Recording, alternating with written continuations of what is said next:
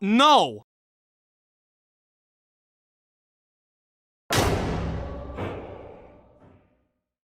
Splinter was directed by Toby Wilkins, released in the Spooktober of 2008, so almost 12 years ago exactly. We follow a wholesome couple whose camping trip on their anniversary was hijacked when another couple, who happens to be two convicts, hold them hostage on the road. The four characters are eventually stuck at a gas station as a parasitic thing or entity or of some sort, I don't really know what it is roaming around ready to kill. I was very worried when the opening credits started, not only because we're seeing an unnecessarily choppy prologue, we're also seeing terribly boring fonts like someone's making a YouTube video. After the film though, I can totally see this movie being a yearly tradition for people. When it comes spooky time, they pop this in and enjoy some thrills, because for me, this can totally be a guilty pleasure. It has a good premise, the characters are easy to follow and to get behind, and it's not boring. But let's speak technicality for a little bit. First off, I just want to give props to the filmmakers who made this happen. Every time I see a bottle or semi-bottle film, I get really inspired, no matter how good or bad they are. I always loved how you can create something with minimal resources since I saw the movie Saw when I was a kid.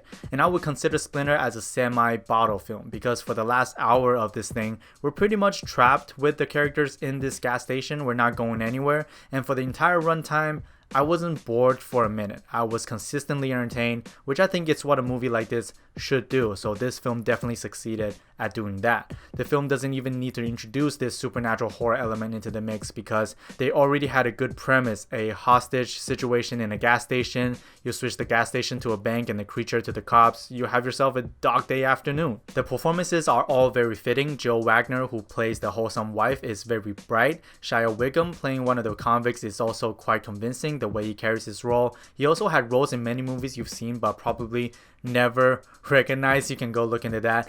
Anyhow, the way they play off each other is pretty seamless. The actor playing the wholesome husband, however, I think he was a bit of a miscast. It's very easy to typecast a character like this, but I don't think there's anything he's bringing to the table. Every time we cut to him, the dynamics just lose a little bit of flavor. He's not bad in the movie, don't get me wrong, I just think the casting is a little one-dimensional.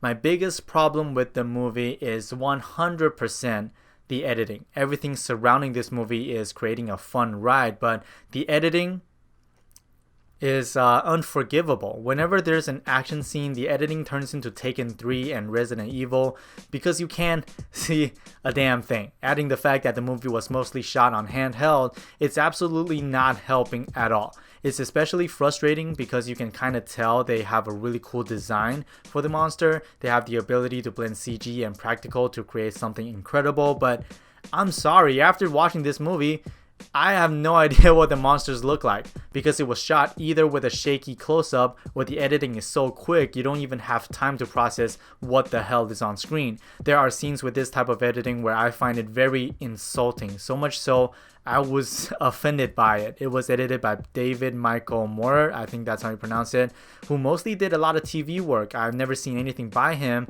and the director of this film, Toby, himself is an editor for some TV work as well. I have no idea what the hell happened with that editing because it's very insulting both for the viewers and the performers on screen. When it comes to arc, if you're really looking for one, which I think it's unnecessary, the film tries to give the wholesome husband some sort of main arc, but there's never enough setup in the first act and enough progression in the second for us to feel for any of it. I liked what they did with Whigham's character. There's enough there to chew on. Everyone else is pretty much there to just exist for the story. Again, it's not a big criticism, it's just something I want to mention. I do want to say how the plot progressed at one point during the story where a character just suddenly comes up with an idea and there's zero setup in the dialogue that came before that. It just kind of happens and is begging for the audience to follow along when how the character comes to that conclusion is not even hinted at with a single shot or a single line.